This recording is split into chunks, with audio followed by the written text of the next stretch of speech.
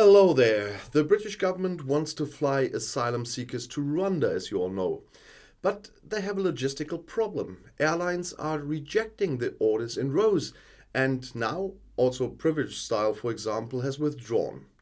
I would like to see a plane flying to Rwanda on the front page of the Telegraph. This is the dream, that's what Suella Braverman said recently. Yes, it is her obsession. The British Home Secretary, who resigned under Liz Truss and was reinstated by Rishi Sunak, makes the picture of the plane taking off as a deportation flight for asylum seekers to Rwanda, which is quite cruel. The Conservative government of the United Kingdom is trying to fly illegal immigrants to Rwanda with the Rwanda Plan, officially the UK and Rwanda Migration and Economic Development Partnership, which is as illegal as the entering of the migrants, by the way. Their applications will be processed there, and after that they can either re-enter the country or they will be deported to their country of origin. Rwanda gets a consideration of £120 million. So far, there has not been a flight to Rwanda because the European Court of Human Rights stopped it at the last minute in June and considers it illegal. Yes, I considered that too. The UN also classifies the whole plan as illegal. And Franziska Wilmer, Amnesty International's asylum law and policy expert, said, "The agreement with Rwanda represents a clear and shameful breach of the United Kingdom's responsibility to refugees under the Geneva Convention on Refugees." Nevertheless, the British government is sticking to its idea. But they have problems with that because various airlines have already announced that they will not accept the order for the deportation flights. Among them are Air Tanker and Titan Airways and some others. And in the end, the British government found an airline with a privilege style that was willing to operate the controversial flights. But in the meantime, privilege style has also withdrawn. "We will never operate the flight to Rwanda as the flight scheduled for June 2022, which was the cause of this controversy, and that's why everything was suspended and we never flew," they say. The airline has a fleet of 4 aircraft, an Airbus A321, a Boeing 757, a 767 and a 777. But Suella Braverman is a proven hardliner when it comes to migration, and British Prime Minister Sunak wanted to unite the Tories with her appointment as Home Secretary. Now she polemicizes and splits as best as she can. A heated debate on the government's asylum policy took place in the House of Commons early last week. You might have seen my video on this.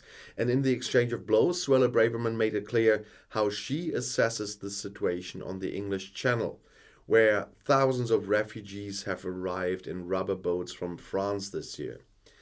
"The British people have the right to know which party is serious about the invasion that needs to be stopped on the south coast," said the Interior Minister. And the term invasion is defined as the advancing of hostile military units into foreign territory. The sentence, which says so much about the new and old Home Secretary, was not a slip. Braverman sees it that way, despite clear criticism from her own party, and still no apology followed for that one. Braverman is on the extreme right wing of the Conservatives. Born in 1980, she is the daughter of Indian immigrants who came to England in the 1960s. The former Attorney General has been an MP since 2015. In 2017 and 18, she was chair of the European Research Group, the ERG, a loose coalition of right-wing politicians within the Conservative faction who want to implement a hard Brexit, as hard as it gets, and have pushed the party further to the right. Prime Minister Rishi Sunak deliberately appointed her Home Secretary in order to involve the right wing of the party. After the massive disputes in the party, it was his plan to put together a cabinet that would unite the Conservatives. It remains to be seen whether this will succeed with this Home Secretary. As I said, Braverman polemicizes and polarizes. In a debate, she blamed a coalition of chaos for the fact that road traffic was obstructed because protesters were stuck. It's Labour, the Liberal Democrats, the tofu-eating, woken North London Guardian readers to thank for this.